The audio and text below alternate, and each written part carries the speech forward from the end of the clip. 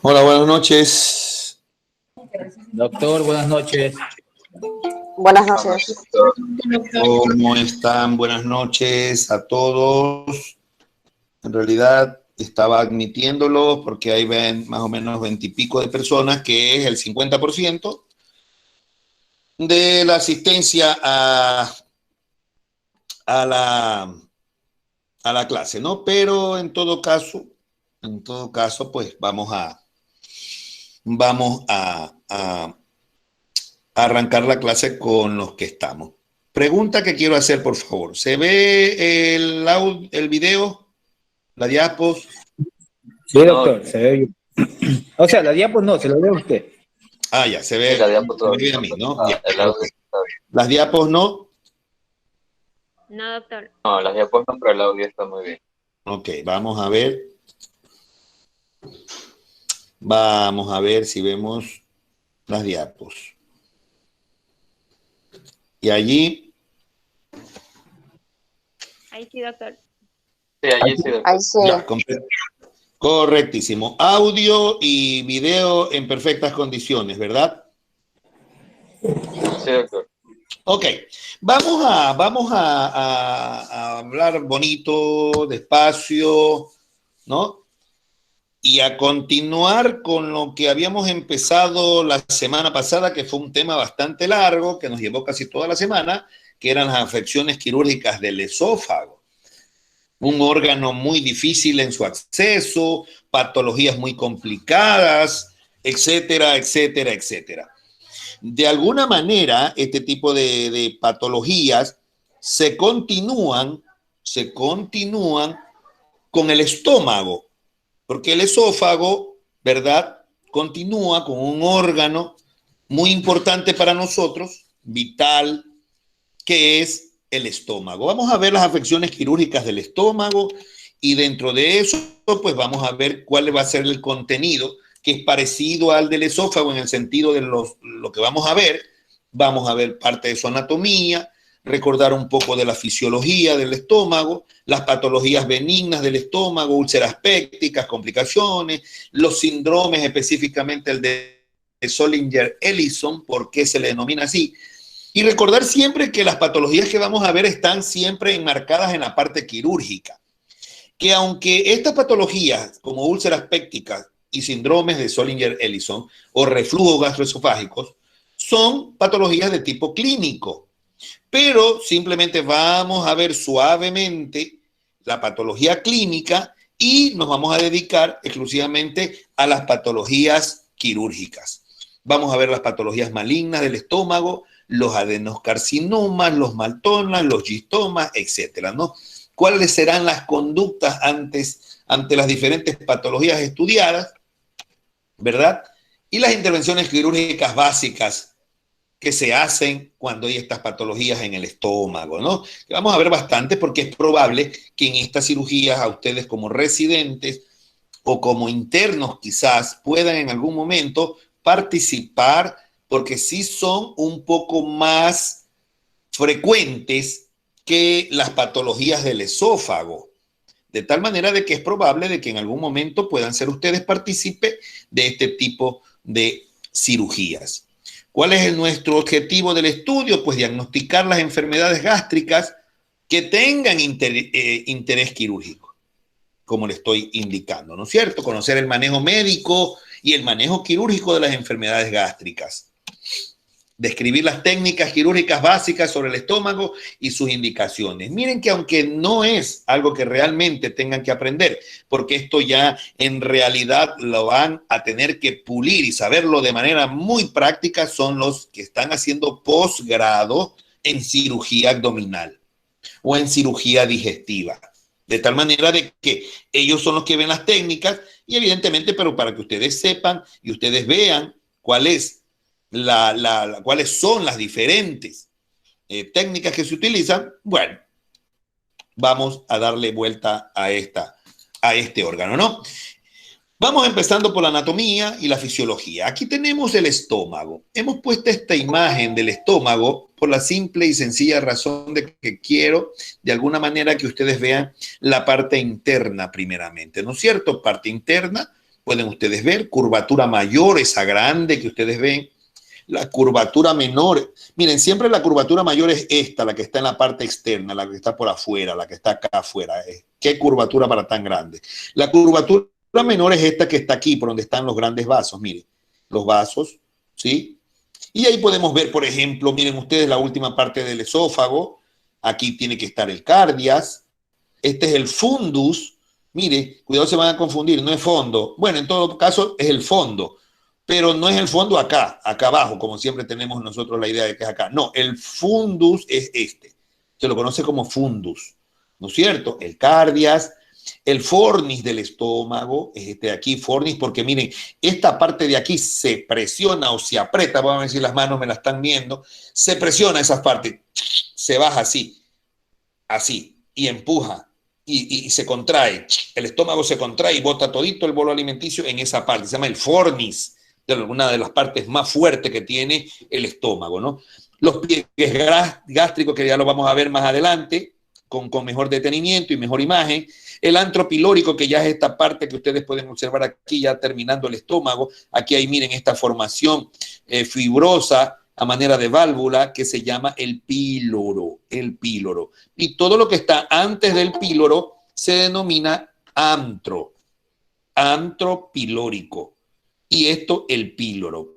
Ya lo que está después del píloro, esta porción que ustedes acaban de ver aquí, que ven aquí, ese ya es el duodeno.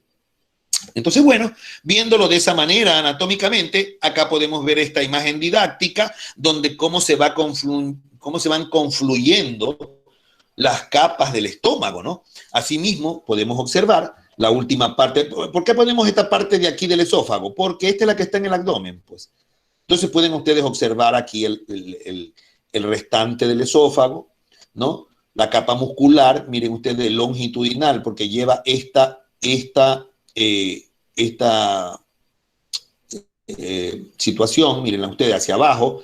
Esta es la muscular circular, o sea, da la vuelta en forma de círculo a todo el estómago. O sea que no tiene una sola capa muscular. Miren, tienen la muscular longitudinal, la muscular circular y la muscular oblicua. Todo eso en la pared. Todo eso está contenido en la pared. Cuidado, vayan a pensar que esto está dentro del estómago. No, no, no. Es solamente de la pared. ¿Sí? Como decíamos en antes, el fondo, ¿sí? Los pliegues gástricos, miren ustedes que se notan bien bonitos allí, ya los vamos a ver en vivo y en directo. Una submucosa que está por debajo de la mucosa, ¿sí? Una submucosa, el píloro, el antro pilórico, el duodeno, ¿sí? Y demás elementos que podamos en algún momento observar. Esto de manera, a grosso modo, ¿no? Esto a manera de grosso modo de lo que realmente tenemos, ¿verdad? En el estómago. Sí, pero miren ustedes, aquí ya vamos encontrando ciertas cosas que no hacen fácil llegar al estómago, ¿verdad? Y que hay que tocarlo con mucho cuidado. ¿Por qué? Porque miren ustedes que una de las cosas que realmente mantiene a este órgano vital, con vitalidad, es su vascularización. Y la vascularización está dada exclusivamente por esto que se llama el tronco celíaco. Miren, el tronco celíaco. Este da origen a algunas arterias exclusivas que van a irrigar el estómago. Por un lado, la gástrica izquierda, que va a irrigar toda esta parte de aquí. Vean. Miren, la hepática que va a dar irrigación acá al hígado, la hepática común que se llama, ¿no? Y acá la gástrica, que es la gástrica propiamente dicha o gástrica media. De allí para adelante podemos ver una serie de ramas que se desprenden porque también tenemos aquí la esplénica, que es la que va a dar circulación al vaso, pero que miren ustedes este enmarañamiento de vascularización que tiene. Por eso cuando uno hace recepciones de estómago, tiene que darse cuenta muy bien con qué tipo de vascularización va a quedar el estómago. Porque si por alguna razón usted va a hacer una recepción de intestino, lo que primero tiene que usted conservar en él será la irrigación que va a tener, porque de lo contrario se va a necrosar este estómago. Entonces, mucho cuidado con lo que estamos viendo. Si nosotros queremos ver una imagen esquemática solamente de vascularización arterial o de irrigación arterial, miren ustedes, ahí la tienen, ¿no es cierto? El tronco celíaco que desprende o deriva de la aorta, ¿verdad? Tenemos la arteria gástrica izquierda, miren ustedes, la esplénica que va largo y cruza todo el estómago para irse a ramificar hacia el vaso, ¿sí?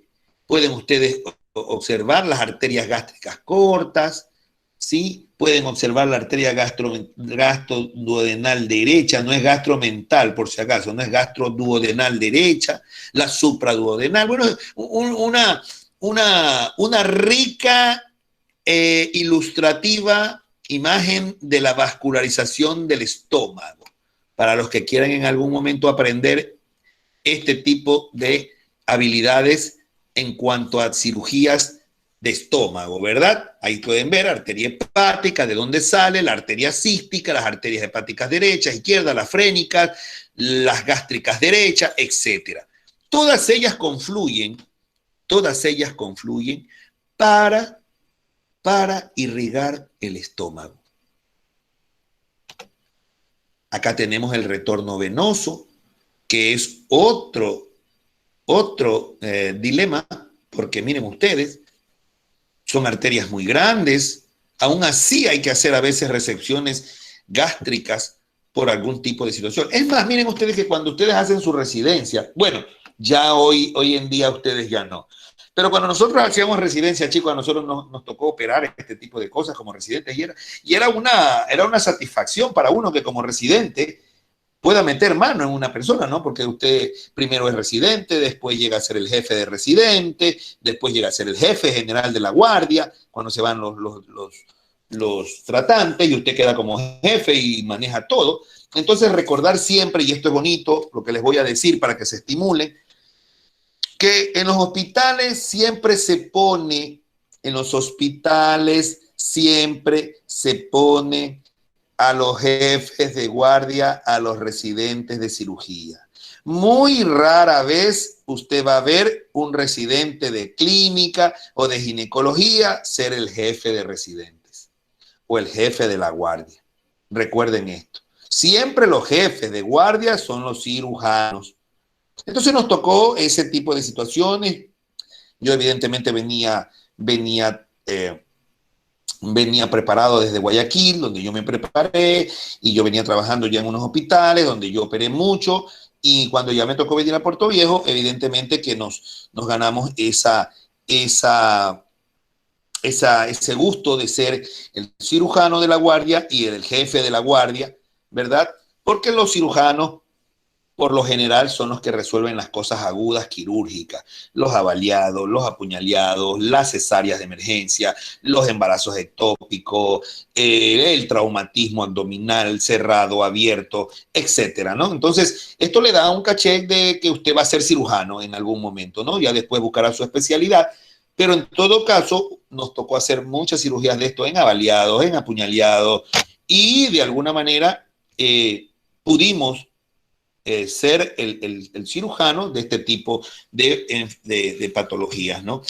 Y de poder observar en vivo cómo es la vascularización, cómo es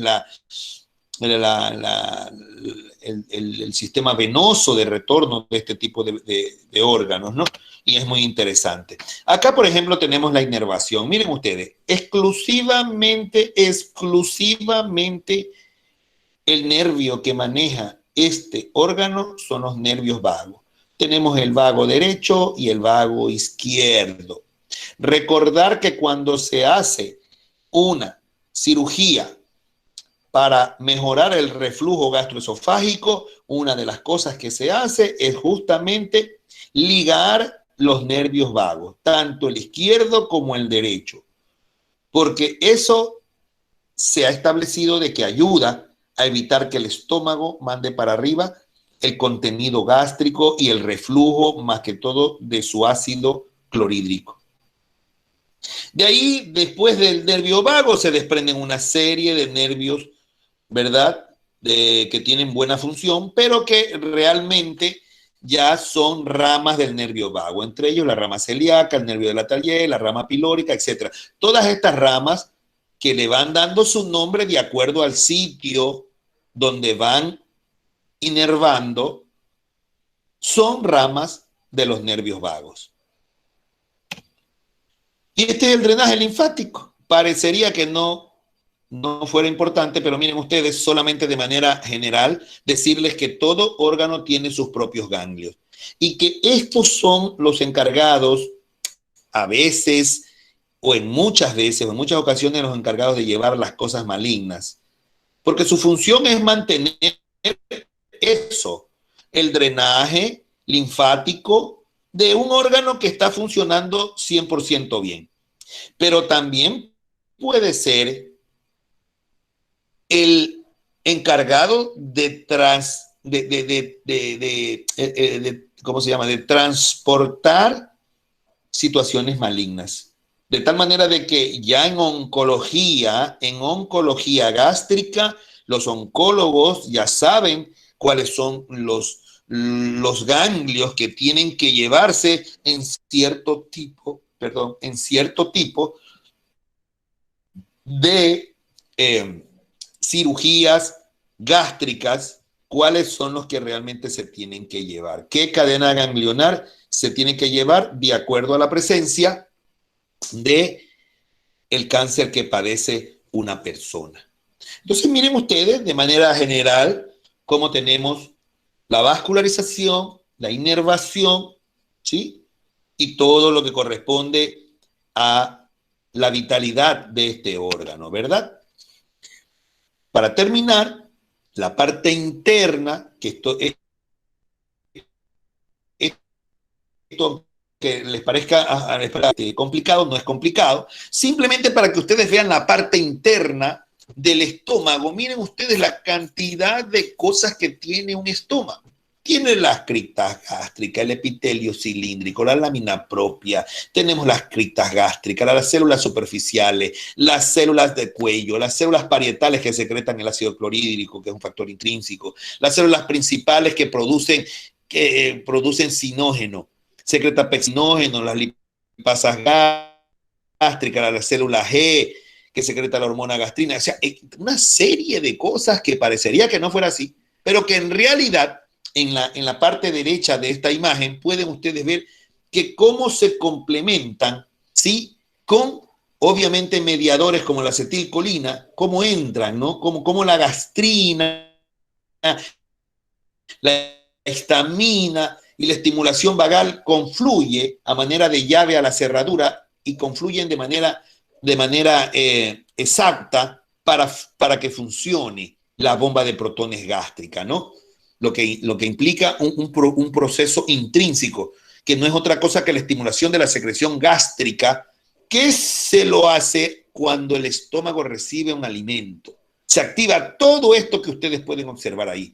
Y evidentemente que se va a potencializar el proceso de la destrucción del bolo alimenticio, ¿verdad?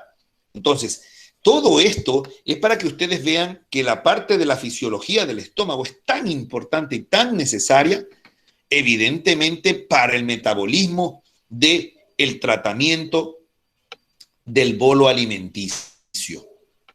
Como tiene esta gran cantidad de cosas, miren ustedes cuántas cosas se pueden dañar también, porque los órganos que tienen tantos elementos, evidentemente que van a tener una vulnerabilidad en que se dañen también grandes elementos que lo constituyen. De tal manera de que es un refrescamiento para que ustedes logren acordarse de fisiología y de anatomía, ¿no? Miren, por ejemplo, esa célula parietal. Miren que esa célula parietal está prácticamente agigantada por el microscopio electrónico, ¿verdad? Y miren una sola célula parietal de qué está compuesto, imagínense. Recordar que el estómago contiene 1 billón de células, billón de células parietales. Y 1.000.000 de estas células secretan cerca de 20 milimoles de ácido clorhídrico cuando existe la estimulación de la ingesta de proteínas en el cuerpo. Que no es otra cosa que se estimulan, es para secretar ácido clorhídrico y desbaratar esa proteína. Cada célula parietal secreta 3.3 billones de iones de ácido. Miren ustedes, de iones de ácido por segundo. Todo esto lo hace, evidentemente, así la persona no coma. Lo que va a hacer es que lo hace en menor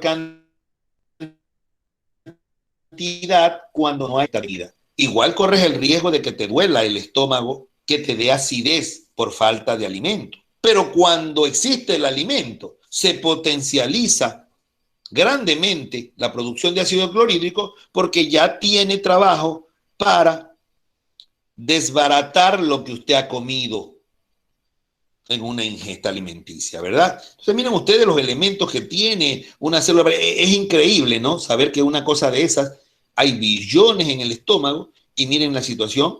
Y allí estamos viendo una situación completamente grotesca, como quien dice, algo macro nada más. Pero eso ha de tener una serie de situaciones intrínsecas que ni para qué meternos nosotros en esos problemas, porque se lo dejamos a los histopatólogos que hagan ese estudio, ¿verdad?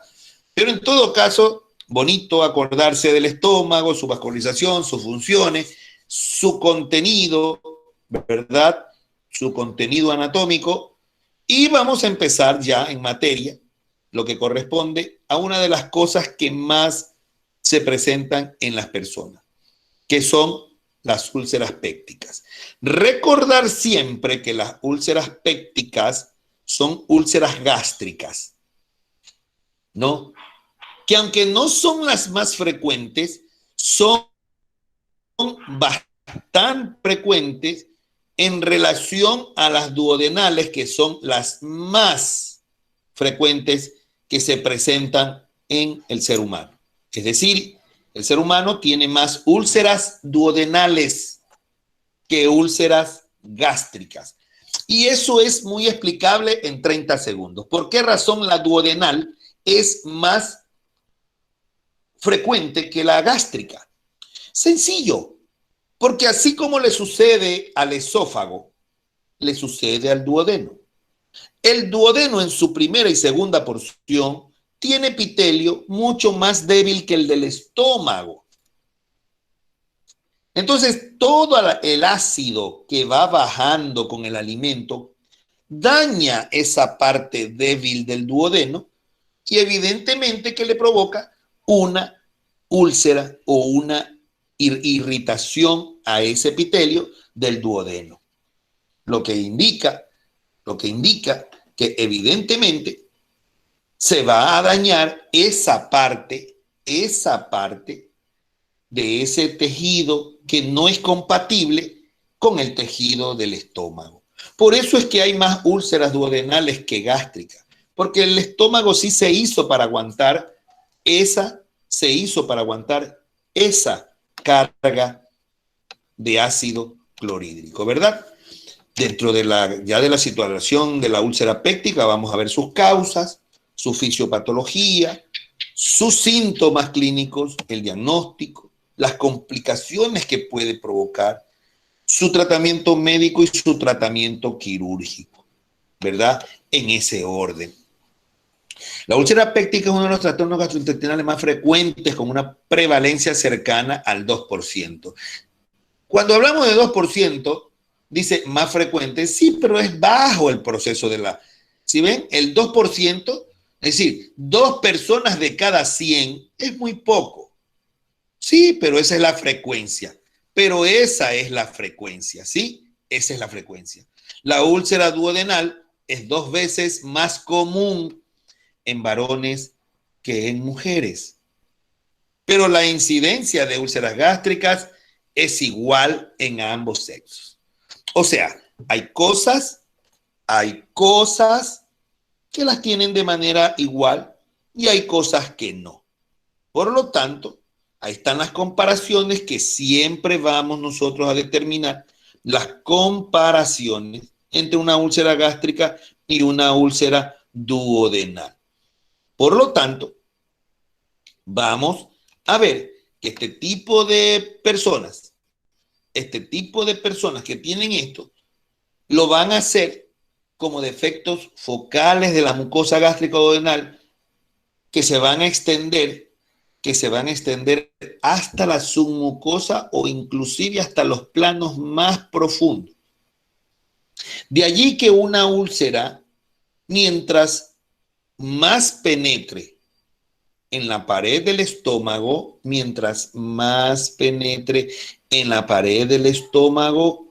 pueden dar sintomatología aguda o crónica.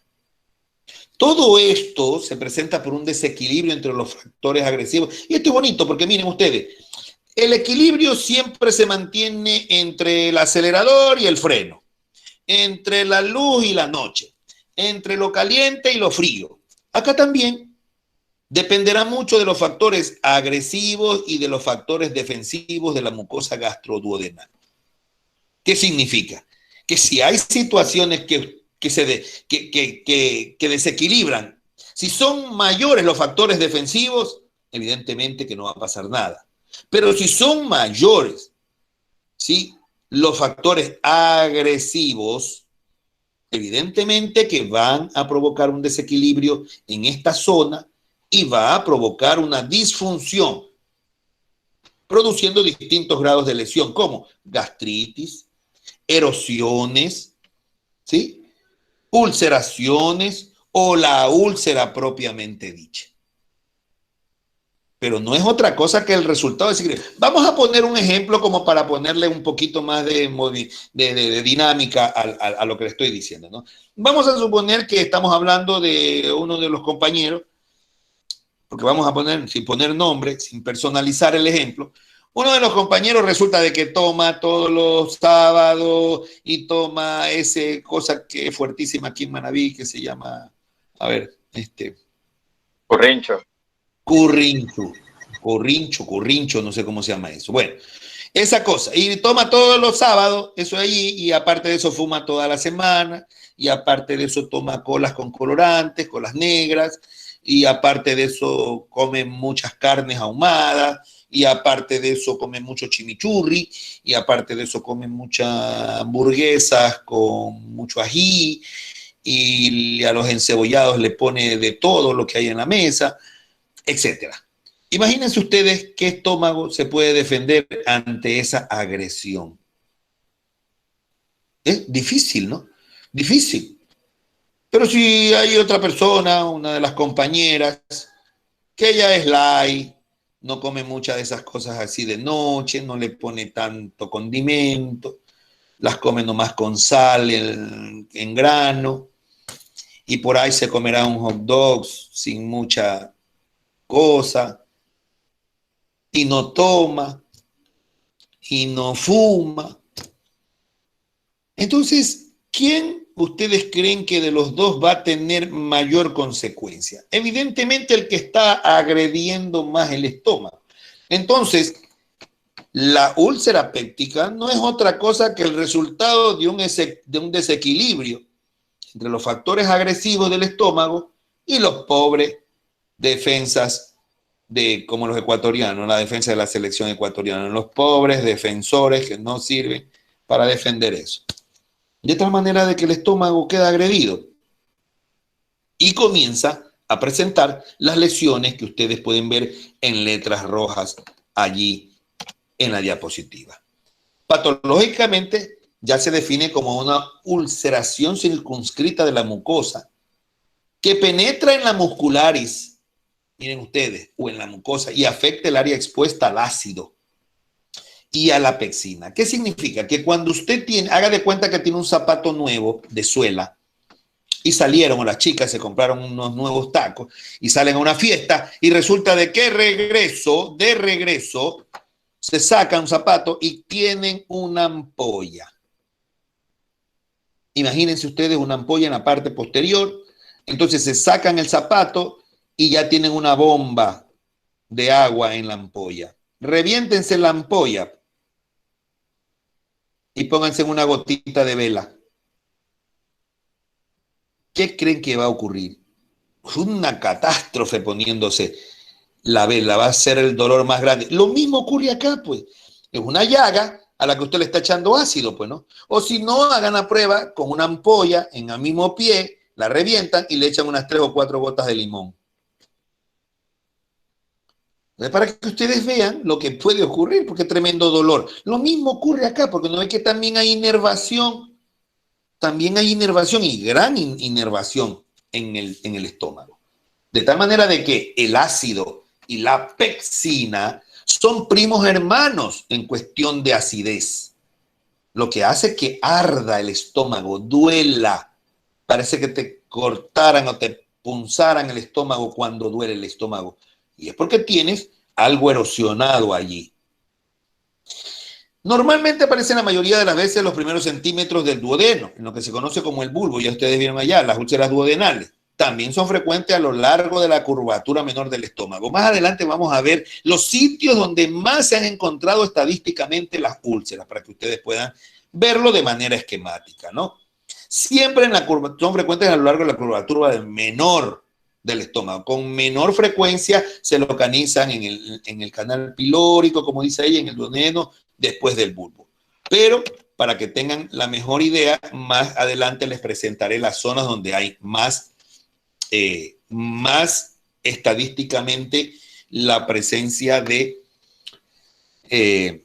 este tipo de úlceras, ¿no? Pero pueden ustedes observar allí de una manera esquemática un estómago donde está una imagen aparentemente de araña. Ojo, que eso es en la parte ya abierto el estómago, pues no crean que es en la pared.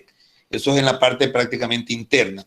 Y miren cómo lo han rescatado hacia la parte izquierda, donde ven ustedes que hay como un mordisco de un pastel, ¿verdad? Miren ustedes lo que ha provocado. Se ha dañado el epitelio, empiezan a entrar el Helicobacter pylori. Y aquí viene una explicación importante que la gente se asusta mucho y dice, doctor, tengo Helicobacter pylori. Sí, todos tenemos Helicobacter pylori. El problema es que el Helicobacter pylori es una entidad premaligna, pero premaligna cuando tienes una lesión en el estómago. Pero si tú no tienes lesionado el estómago y tienes la Helicobacter pylori, te lo puedes tomar en un tratamiento, lo que tú quieras, y limpiar la Helicobacter pylori de allí. Pero el problema está cuando tienes una lesión. Que puede ser una úlcera, una gastritis erosiva, cualquier cosa que tengas ahí. Ahí se mete el Helicobacter pylori y ahí sí va a haber problema. Evidentemente que va a tener un problema serio allí. Pueden observar ustedes la muscular, ¿sí? Ahí casi con la mucosa ya se está viendo la inflamación, es un mordisco que le han pegado. Imagínense ustedes ahí el ácido está entrando todos los días. Eso está erosionando y está haciéndolo más grande, a menos que usted le meta tratamiento inmediatamente para arreglar ese mordisco allí que ha provocado la lesión, ¿verdad? Entonces, así más o menos es que se ven, digamos que esquemáticamente, los daños que ocurren en el estómago. Ya en la vida práctica se ven de otra manera, bien feos, pero ya lo vamos a ver en las imágenes que tenemos más adelante, ¿verdad? Aquí tenemos más o menos la cadena del equilibrio, donde la agresión pues representan siempre los ácidos, las sustancias que se encuentran en el estómago, el Helicobacter pylori, los ácidos como la aspirina, ¿cómo se llaman?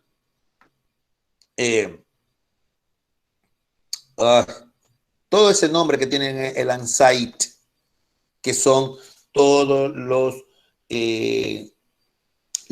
antiinflamatorios tricíclicos no esteroideos. Esa es la palabra. Antiinflamatorios tricíclicos no esteroideos. Aspirina, todo lo que tenga que ver con las oxas, ¿sí? Todo lo que tenga que ver con los naproxenes sódicos. Es decir, todo lo que tenga que ver con antiinflamatorio. Todos los antiinflamatorios, en manera general, van a ser agresores. Miren que ahí no estamos poniendo alcohol, no estamos poniendo tabaco, no estamos poniendo comidas, no estamos poniendo nada de esas cosas. Solamente un desequilibrio entre las cosas internas del organismo y el consumo de antiinflamatorios no esteroideos.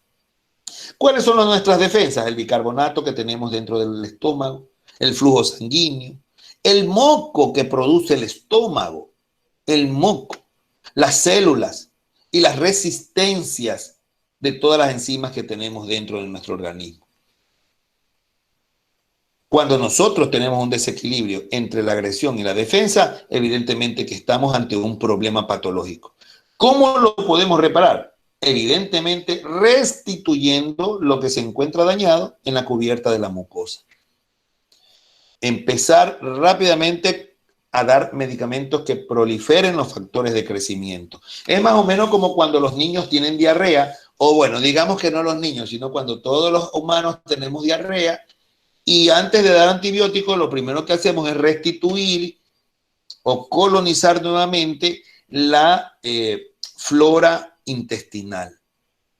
Entonces, asimismo, cuando se tiene diarrea, hay que restituir la flora intestinal. Acá hay que restituir los factores de crecimiento y la proliferación de todos los factores que se encuentran en el estómago para poder mejorar esa patología, ¿verdad?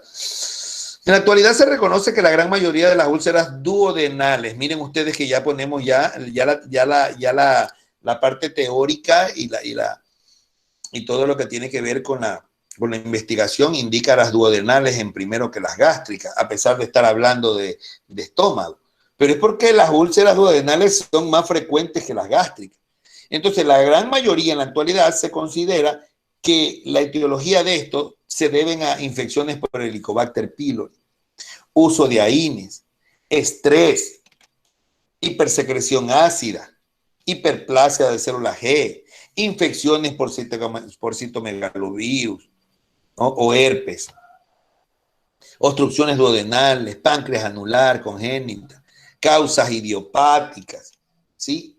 Miren ustedes, tabaco, alcohol, factores como el grupo sanguíneo O negativo, A negativo, factores genéticos, hereditarios que se heredan de un familiar a otro, van heredando esta situación. Aquí sí tiene que ver mucho la herencia. Tener en cuenta que si papá o mamá, abuelos murieron o tienen este tipo de enfermedades, tienen que cuidarse con tiempo, que ustedes pueden seguir teniendo la misma situación. Tienen que ir quitando los factores que coadyuvan a que se enferme esto. Son los factores de riesgo. Enfermedades como reflujo, enfermedades pulmonares, personas que han muerto con cirrosis o personas que padecen de cirrosis y son familiares en primero o segundo grado con ustedes, pacientes con insuficiencia renal, personas que usan fármacos 5, 6, 7, 8, 10, 12 fármacos al día, corren este riesgo. Y entre ellos el síndrome de Zollinger-Ellison, que no es otra cosa que una enfermedad donde se encuentran células G gigantes en el estómago y que algunas personas la padecen, ¿verdad? Pues bueno, creo que esta imagen dice más que 1000 palabras, ¿verdad? Empezando por la foto del chico que se quiere arrancar los pelos, que no es otra cosa que el estrés que genera. Y por ejemplo, para que ustedes vean, nosotros, cuando yo digo nosotros, yo también los involucro a ustedes, a los que vivimos en la parte de salud, nosotros como docentes, como profesionales en la salud, médicos, cirujanos, lo que ustedes quieran, que trabajamos en un hospital, que trabajamos con pacientes, etcétera, y ustedes que van por el mismo camino y que ahora están sometidos simplemente a la situación de las clases y la presión que ejercen los docentes y la gran cantidad de información médica que se tienen que meter en la cabeza y que tienen que aprenderla de por vida, los estresa. De tal manera que todos los que trabajamos en salud, estudiamos salud, estamos condicionados a estar con esos cabellos jalándonos cada vez y cuando.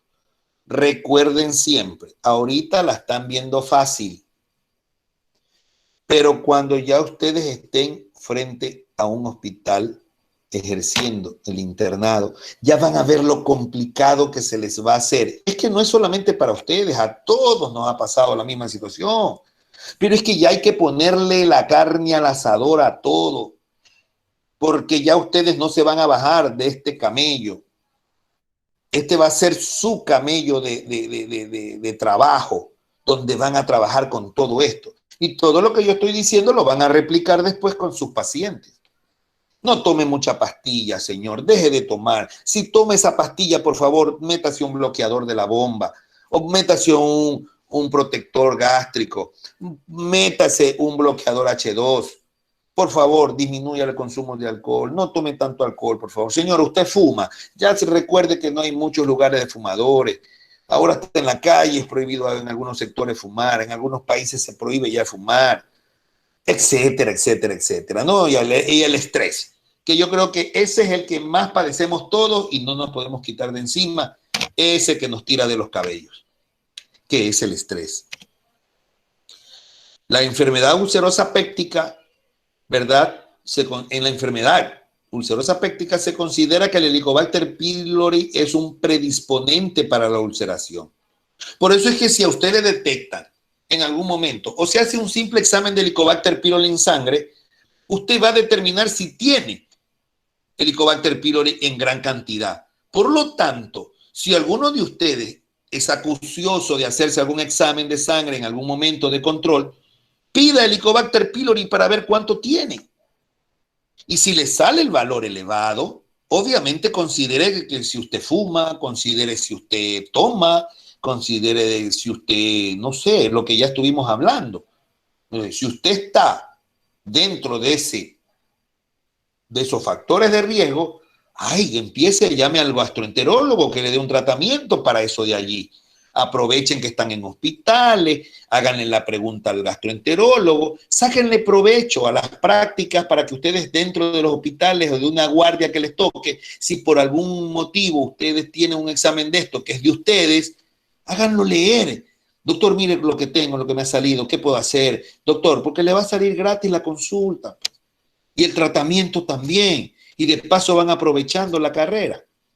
Evidentemente que el Helicobacter pylori predispone a la ulceración, tanto por causar hipersecreción del ácido como comprometer los mecanismos de defensa. O sea que este pylori es un desgraciado, porque aparte de que es un agresor, daña los factores de defensa que tenemos en el estómago. De tal manera que, miren ustedes, se lo pone como primer causa. El uso de AINES. Ay, me duele la cabeza, tengo la migraña, rápido, ketorolaco, aspirina, ibuprofeno, es todo antiinflamatorio. La gente lo que compra es analgésicos y entra en el factor de riesgo del uso continuo de AINES. La prevalencia actual, miren ustedes, del Helicobacter pylori es de 5 a 10 de la población, o sea que 5 de cada 10 personas tienen Helicobacter pylori. Cuando hablamos de que tienen Helicobacter pylori, estamos hablando de que tienen Helicobacter pylori por encima de los valores normales, porque recuerden ustedes que todos tenemos Helicobacter pylori, como todos tenemos Escherichia coli, como todos tenemos Pseudomonas aeruginosa, o tenemos Streptococcus beta hemolítico del grupo A, o tenemos Staphylococcus aureus. Sí, pero los tenemos en, ¿cómo se llama? En valores tan bajos que nuestro cuerpo los mantiene a raya. No nos enfermamos. Pero el momento que nos desequilibramos, ahí se apodera el que mayor fuerza tiene. Así también el Helicobacter pylori. Todos tenemos Helicobacter pylori, pero en proporciones pequeñas. La prevalencia actual de 5 a 10, o sea, de cada 10 pacientes, 5 tienen, es cuando estamos hablando ya de valores elevados. Entre el 85 al 90 de los que tienen úlcera están colonizados todos con Helicobacter pylori. El 1% anual entre las personas Helicobacter pylori más grandes variaciones regionales y raciales, evidentemente representa un valor bastante bajo, ¿no? Pero no deja de ser muy alto su incidencia.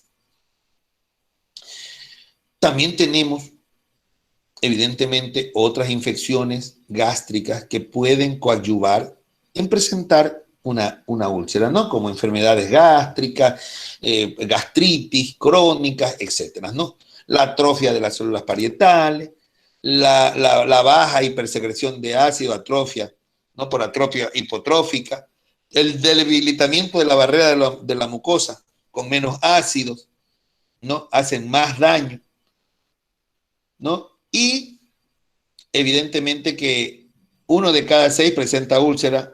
El Helicobacter pylori es necesario, pero no suficiente, ¿verdad? Para ser la causa original de ese problema. Miren aquí esta imagen, donde podemos observar aquí un Helicobacter pylori. El del lado izquierdo es el Helicobacter pylori. Entonces miren ustedes que el Helicobacter pylori se los ve a los costados digamos que en la imagen del lado derecho. Ustedes pueden ver que ahí está una mucosa gástrica con sus células cilíndricas epiteliales, mire, grandes, pero en el centro hay una lesión. Y miren ustedes que se parecen a los espermatozoides, ¿no? Pero eso es de manera esquemática nada más, no es que sean así, pero de manera esquemática para que todos entiendan. La imagen del lado izquierdo sí es original.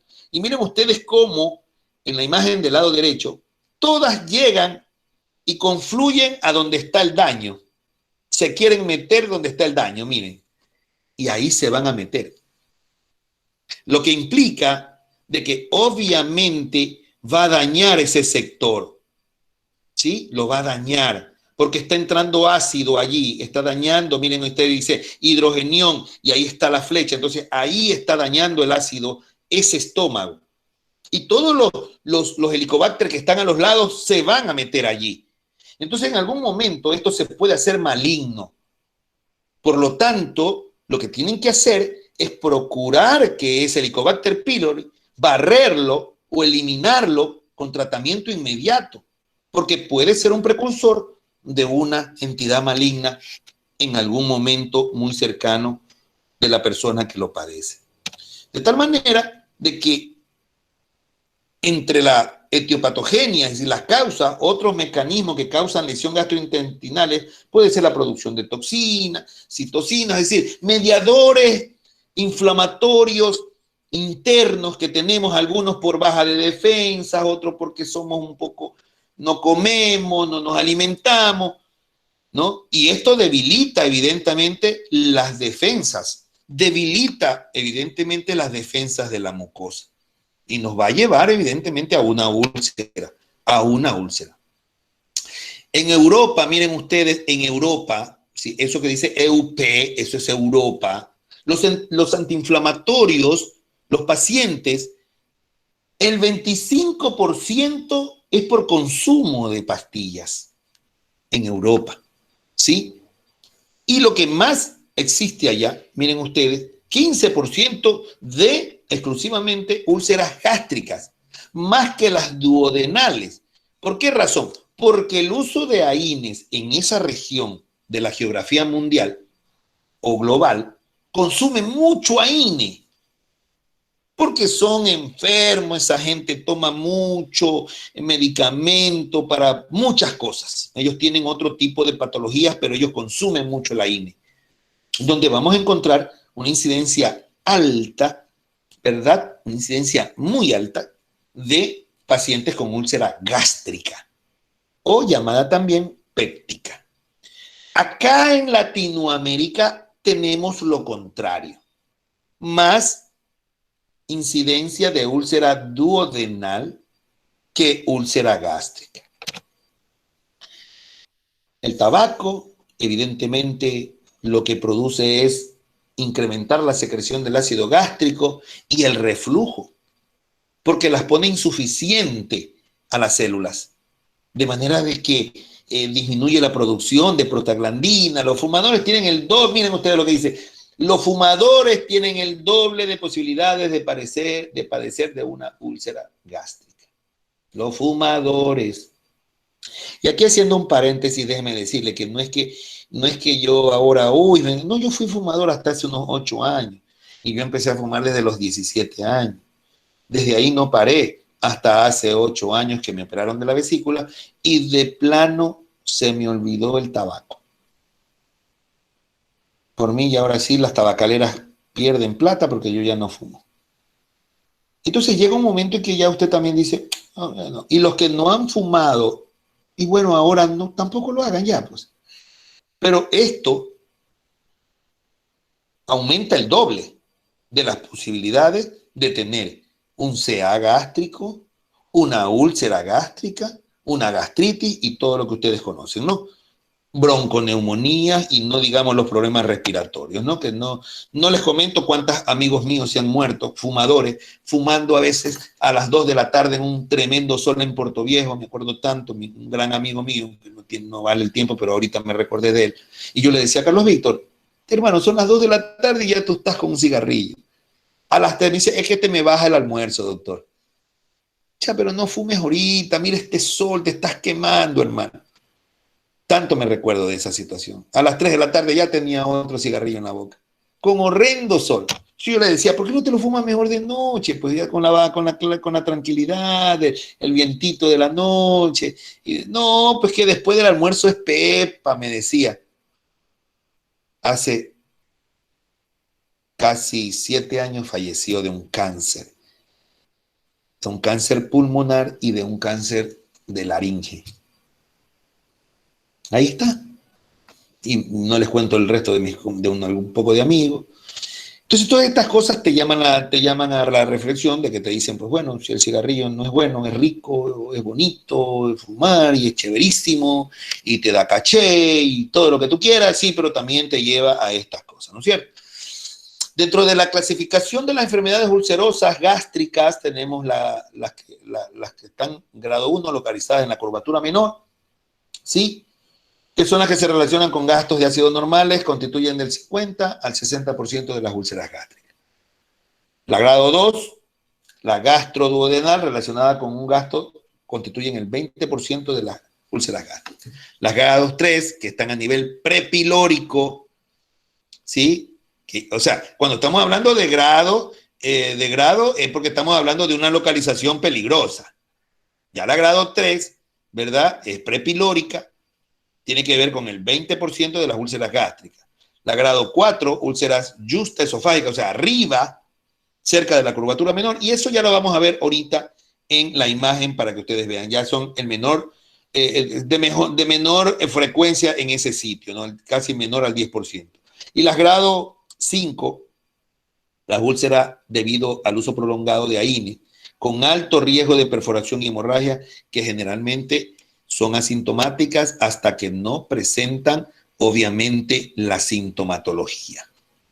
Entonces, miren ustedes, ahí hemos puesto de acuerdo a los grados y el porcentaje donde se presentan. El grado 1, el grado 2, el grado 3. Miren que todas confluyen en el lado de la curvatura menor.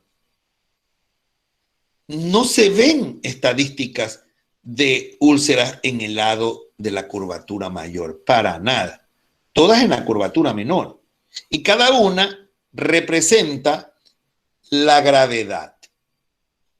Como ustedes pueden observar, la grado 5 es la que está pasando el duodeno, pasando allí el píloro, ¿sí? Digamos pasando el píloro, y esas son las más frecuentes que las grados 5, las que vimos anteriormente, que ya son súper peligrosas. Las voy a señalar con el cursor, es esta que ustedes ven aquí. Estas son súper peligrosas. Ahora, no quiere decir que estas no sean peligrosas. El problema es su acceso, porque recordar que aquí es que tenemos el tronco celíaco, pues. Y mire cómo las cosas son en anatomía y en medicina, que nos ponen bien difíciles las cosas, ¿no? Porque resulta de que acá, que es el lado que menos vascularización hay, que es la curvatura mayor, no tenemos pues incidencia de úlceras. Las tenemos más todas en la curvatura menor como para ponernos más difícil la cosa, ¿verdad? Evidentemente que hay que ser muy diestro para hacer este tipo de cirugía. Hoy por hoy, la cirugía laparoscópica ayuda mucho en este sentido porque usted puede ver mucho. Ahora, eso no le quita el riesgo. Eso no le quita el riesgo. Pero evidentemente que ayuda mucho para la reparación cuando existen este tipo de patología. Síntomas. Más del 90% refiere dolor abdominal fijo. Allí donde se está señalando, ustedes le ponen un nombre. ¿Cómo se llama esa parte que ustedes le dicen? La boca del estómago. La boca del estómago. Imagínate si el estómago tuviera boca. Gritaría. Gritaría, no solamente hablaría, sino que gritaría. Pero una de las formas de gritar es esa, presentando dolor y se me duele la boca del estómago. Qué lindo, dice, qué lindo es nuestra idiosincrasia latina, ¿verdad? La boca del estómago. El epigastrio se llama eso, ¿no es cierto? En parte, hablando médicamente, el epigastrio. Ya cuando ustedes evidentemente entren a un hospital y hablar con médicos, ya es otro rango, ya definitivamente no pueden utilizar la boca del estómago. Usted no le va a decir al doctor, a ver qué tiene este paciente, no sé, se me ocurre Castillo. Y Castillo viene y dice, bueno doctor, este señor llegó con un dolor en la boca del estómago y le va a coger, le va a meter un guachazo en la cabeza, pues, ¿no? O en el vientre, doctor. No, en el vientre, me duele el vientre, imagínate ese término, ¿ah? Me duele el vientre. Qué pelada. Los niños te mandan a primer año nuevamente, ¿no es cierto? No, me duele la boca del estómago. Doctor, le duele la cabeza, paz, te meten un guachazo, ¿verdad? Eso es cefalea, doctor, tiene cefalea. Así que bueno, ya tienen que ir adaptándose a los términos porque algunos les van a aceptar o se les van a reír, que sería lo mejor que les pueda pasar, pero hay otros médicos de hospitales que no permiten estas cosas. Entonces, traten ya de cuando vayan a estar a irse puliendo con términos que realmente se van manejando. Y para esto es que sirven las guardias, ¿no? Para ir ya tomando en cuenta e ir identificándose con este tipo de léxico y este tipo de presentación de sintomatología, ya, etcétera, etcétera, ¿no? Porque hay médicos que, por ejemplo, le van a preguntar, ¿cuál es la clínica de este paciente? Y usted le va a decir, vino de la clínica Margarita, doctor. Me van a meter un guachazo, ¿no? No, la clínica es la sintomatología. Pero hay algunos que le preguntan, ¿con qué síntomas llegó? Hay otros que le van a decir, deme la clínica de este paciente. Ya vino referido de la clínica del Sol de Manta, doctor. Más o menos como para que ya sepan lo que va a ocurrir, ¿verdad? Ahí está. Miren ustedes la forma de palpar, perdón. Ahí está. La forma de palpar, miren ustedes, muy suavemente. Aparentemente ese es el mismo paciente que se está tocando y dice esto, aquí me duele, doctor, todo este sector. Entonces ustedes van viendo que anatómicamente es el lugar donde está el estómago. Yo me imagino que ustedes ya pasaron semiología, pero ahora van a tener que nuevamente refrescar la semiología, la división topográfica de qué órganos se encuentran ubicados en qué sector, para que cuando llegue la sintomatología el paciente se toca donde le duele.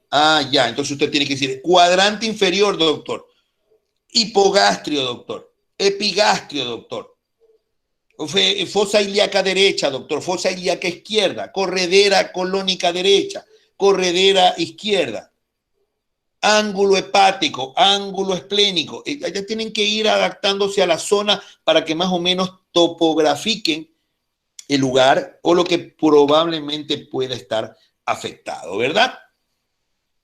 El dolor de la úlcera gástrica es el síntoma más común y suele aparecer durante el consumo de los alimentos, pero siempre 2 o 3 horas después de comer. Y esto, ¿saben por qué? Porque ya ha pasado pues el bolo alimenticio del estómago, ya quedó el estómago vacío, ¿verdad? ¿Y con qué se alivia? ¿Con qué se alivia? Otra vez con comida. O si no quiere usted comer, porque ¿cómo usted calma el dolor a ver, doy clases a las 7 de la mañana y nos están ya llegando a las 10 de la mañana y el estómago, doctor, ya me duele el estómago, tengo hambre. ¿Con qué lo calma? Agua. Ay, mija, no seas cruel. No vas a... ¿Cómo vas Yo lo hago así. Con comida, pues. Con comida. Si estamos en una clase de 7 de la mañana de las que yo sabía dar anteriormente, 7 de la mañana, a las 10 de la mañana estaban que ladraban por hambre, pues, porque ya les dolía el estómago. Entonces, Galleta llevaba, galleta. exacto, a comer algo. O en su defecto, si eso te ocurre en casa o en algún lugar, te tomas un antiácido, ¿sí? Pero es menos probable que despierten los pacientes durante la noche. Evidentemente, estos son los síntomas más claros. El dolor en el epigastrio, ¿verdad? El ardor, la sensación de quemazón, la pérdida de peso, ¿sí? No quieren comer algunos porque les causa dolor, algunos náuseas, otros vómitos. Hinchazón, ese término realmente se lo pone porque la gente dice, doctor, mire, me he elevado, estoy hinchado. ¿Sí? No es edematizado, está hinchado, pero es inflamado. ¿Sí? Come poquito y se siente lleno. A cada rato eructa o eructa todo lo que come. Siempre va a haber acidez estomacal, dolor. El dolor a veces se le viene hasta el pecho. Esa paciente que ustedes pueden observar ahí no es que está embarazada. Hay una propaganda que me causa risa, mis hijas se causan risa cuando viene y dice, embarazo, no, es una, ¿cómo es? Panza, no sé cuánto le dicen ahí. Es panza natural, es panza natural. Ahí está. Pero no es otra cosa que la parte que está ahí al lado derecho. Miren ustedes, en esa panza cómo se han inflado los intestinos. ¿Sí? Porque evidentemente han fermentado mucho el alimento, lo putrefactan rápidamente y despide harto gas donde se infla la persona. Y eso es una condición de que algo le está fallando a esa persona que se eleva. Y evidentemente, pues que nos pone tristes, así como ustedes pueden observar a la imagen de caricatura que está en la parte inferior, ¿verdad? De tal manera de que tienen que ser muy acuciosos, ¿sí? Para ir pensando este tipo de cosas. Miren ustedes esas imágenes, baja de peso, pérdida de peso, no quiere comer, el dolor y la cara de dolor que presenta ese paciente y que realmente están provocando o están llamando la atención de que algo está sucediendo, ¿verdad? La mejor prueba para el diagnóstico hoy en día de una úlcera es la endoscopía. Creo que todos lo sabemos. El diagnóstico endoscópico, ¿no? Que es evidentemente el meter una cámara a través de la boca, el esófago, con una sedación, y se observa todo el trayecto desde el esófago, todo lo que es el antro, todo lo que es el estómago, y siempre biopsiar la zona que a usted le llame la atención. Es decir, el gastroenterólogo es el que realiza esto, pero nunca puedes hacer una endoscopía sin biopsia. Siempre será necesario biopsiar al paciente. Y se biopsia de aquí, se biopsia de acá, se saca de acá, de acá, de acá. Se toman 6, 7, 8 muestras de biopsia, ¿no? Para luego llevarlas al laboratorio y realizar el estudio patológico y determinar si hay Helicobacter pylori o si hay alguna lesión que llame la atención. En realidad, esto que dice en la segunda parte de la serie gastrointestinal superior es ahora está casi en desuso, porque nosotros no hacemos eso, nosotros nos vamos directamente al grano, ¿no? Directamente hacia el estudio endoscópico. Entonces, miren ustedes, anteriormente habían estos métodos diagnósticos de histología, de cultivo, prueba de la orina. Ahora no quiere decir que no las haya, también las hay. Pero cuando en realidad esto ya lo hace el patólogo. Todo este método directos invasivos ya lo hace el patólogo. Usted lo que hace es mandar la muestra y el patólogo se encarga de hacer todo esto que ustedes ven allí. Evidentemente que tienen que pagar el trabajo de él, pero nos ahorra tiempo de estar mandando a hacer cada cosa y cada estudio, ¿verdad? Por lo tanto, la endoscopía es el tratamiento, el método diagnóstico y evidentemente las biopsias son los que hacen, obviamente, el resto del trabajo. He allí una imagen donde estamos indicando cómo se mete un endoscopio, y el endoscopio tiene que llegar hasta el duodeno. Recuerden que una endoscopía tiene que, cuando está previa a realizar un estudio de una úlcera, tiene que hacerlo hasta el duodeno, porque nada quita que lo que tenga este paciente sea una úlcera duodenal. No se pueden solamente conformar con que el endoscopio llegue hasta el estómago. Tiene que pasar hasta el duodeno, porque es probable que encuentre usted hasta una úlcera en los dos lados, tanto gástrica como duodenal. Por lo tanto, tienen que hacer también la endoscopía hasta el duodeno, revisar el duodeno y evidentemente tomar las muestras, ¿verdad? Y bueno, antes de terminar la clase de hoy, nos vamos a ilustrar con las imágenes que se han encontrado, ¿verdad?, en pacientes con patologías gástricas, que la imagen indica más que lo que yo estoy indicando. Para nadie es desconocido que eso que están en las imágenes son lesiones donde hay que ir a biopsiar, porque son totalmente amorfas al tejido normal. Están indicando de que en ese sector algo está pasando. Miren ustedes en las imágenes, sí, lesiones muy obvias. En la última imagen a la derecha, miren esa inflamación terrible con un cráter en medio, no digamos las otras que se encuentran con otra imagen dañada, y todo lo hacen a través de la endoscopía, ¿verdad? Evidentemente que el tratamiento va a depender de la causa, pero podemos dividirlo en algunas partes, ¿no? La no farmacológica, que tiene que ver con higiénico-dietética, que ya hablamos, personas que no pueden estar comiendo en la calle mucho, con mucho... aquí somos campeones para ir a comer a la calle y meterle a las comidas todo lo que encontramos en la mesa. Le ponen una canasta y le ponen salsa de tomate, mayonesa, le ponen todo lo que son condimentos, pimienta, etcétera. Pero si hay 10 cosas, ustedes las 10 cosas le ponen a la comida. De tal manera de que hay tratamientos higiénicos y dietéticos. Comer sano, lo que se llama, ¿no? Y el otro es el farmacológico, que evidentemente tiene que ir orientado hacia la parte de la protección gástrica. Y el tercero, evidentemente, erradicar el Helicobacter pylori. ¿Por qué razón? Porque nosotros no queremos llegar a la parte quirúrgica. Recordar que la parte quirúrgica es la última forma de tratamiento y que para nadie es recomendable llegar a una cirugía. Por lo tanto, empiecen por sustituir el café puro por uno descafeinado, ¿sí? Porque recuerden ustedes que el té, por ejemplo, y el café cafeinado estimula la secreción gástrica. Dice, me voy a tomar una tacita de café y un cigarrillo. Y ustedes ven que está tomándose el café y fumando, tomándose el café y fumando. Qué rica cultura que tenemos nosotros aquí, ¿verdad?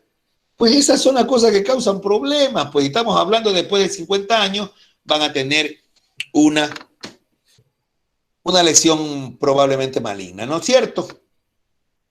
La malta, las infusiones suaves, la chicoria, quizás ustedes no conozcan la chicoria, pero es un monte serrano, ¿verdad? Que ayuda mucho a este tipo de cosas. Romero, sábila, no es salvia, sábila, manzanillas, etcétera, ¿no es cierto? O sea, infusiones de este tipo ayudan mucho a mantener un estómago sano.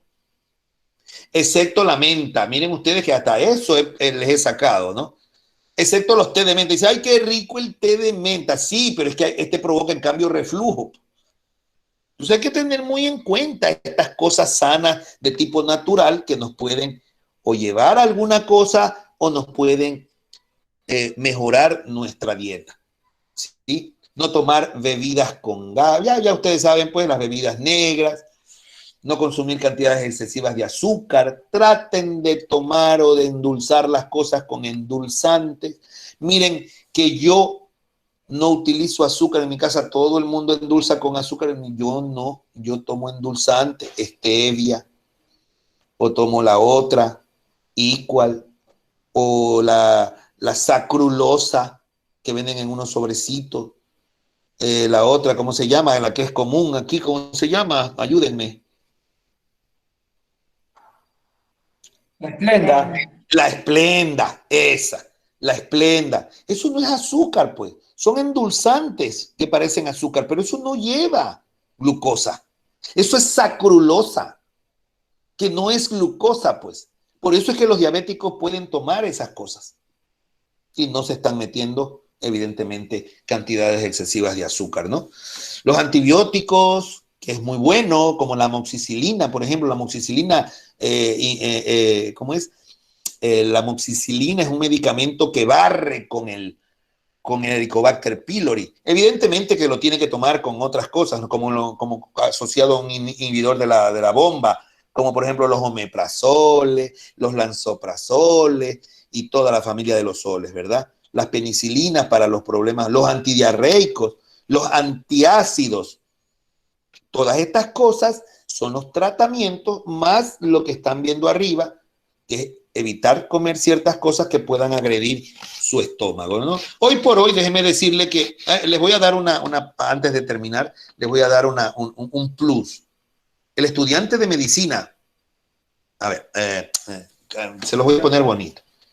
El estudiante de medicina que se gradúa como médico sale flaco, ojeroso, cansado y sin ilusiones. Así tiene que salir el que está bien, ¿cómo se llama la palabra? El que está bien direccionado a ser médico. Pero el que sale gordo, el que sale con hambre, el que sale con sueño, olvídense que le va a costar el doble del que está flaco. ¿Por qué? Porque el que está flaco, cuando ya coge el carril del tren, ese mejora su postura, sabe cómo cuidarse, sabe cuándo comer, porque recuerden que el que nos va a acompañar hasta el último día es el estrés. Y ese no se lo va a quitar nunca. Porque usted lo que sí se puede quitar es el café, se puede quitar la cola, el cigarrillo, el alcohol y todo lo que usted quiera. Pero el estrés no se lo va a poder quitar, porque usted va a trabajar con gente y en algún momento de su carrera va a encontrar un problema con algún paciente. Y ese le va a sacar canas verdes. Así que pilas con lo que les estoy diciendo, ¿no es cierto?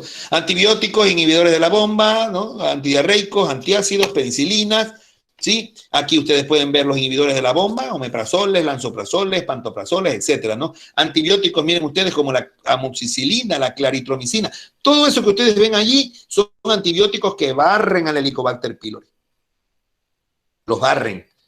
Acá tenemos en medio, tenemos a los bloqueadores H2, ranitidina, citratos de bismuto, subcislato de bismuto. Yo creo que en algún momento fueron mis alumnos en farmacología y vieron ustedes todas las sales de bismuto, ¿verdad? Que hacen poner las heces negras, que era la pregunta que yo hacía.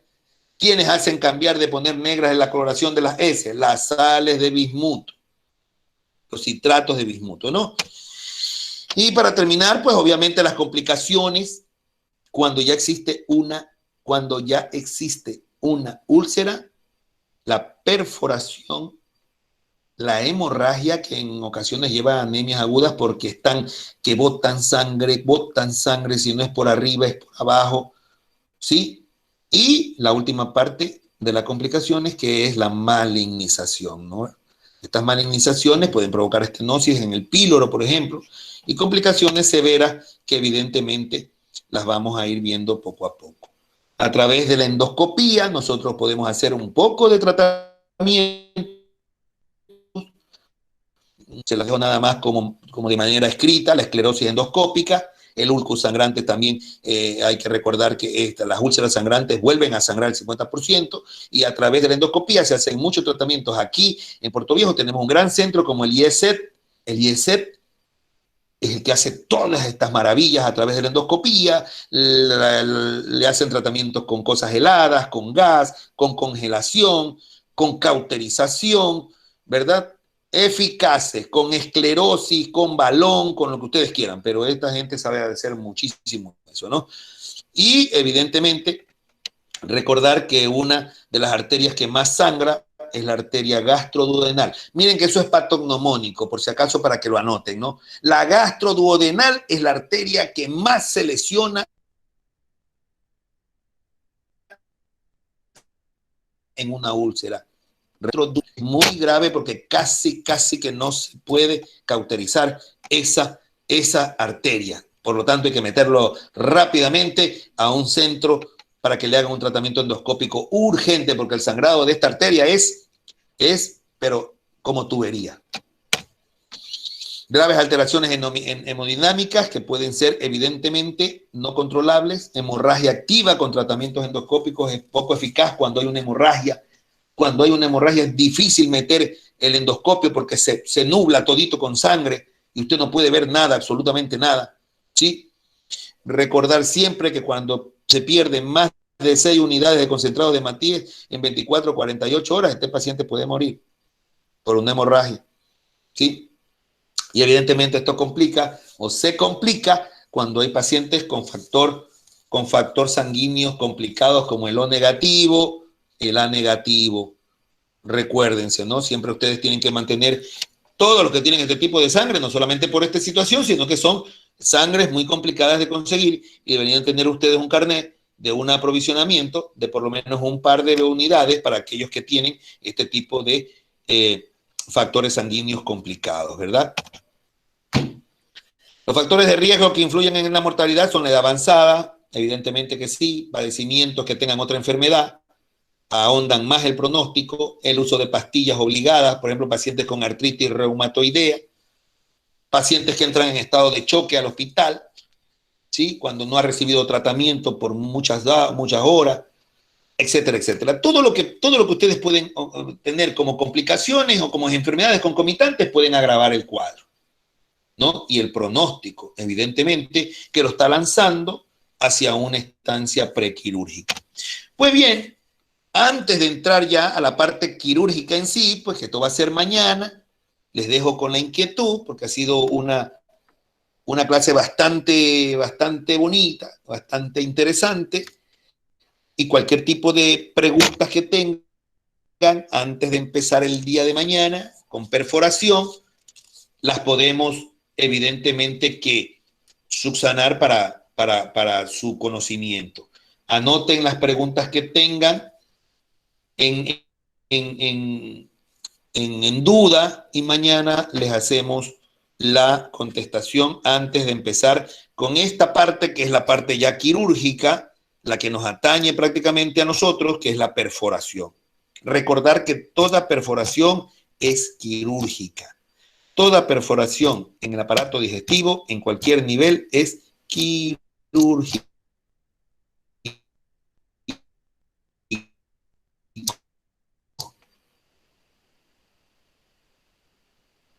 ¿Ok? Bueno, de mi parte.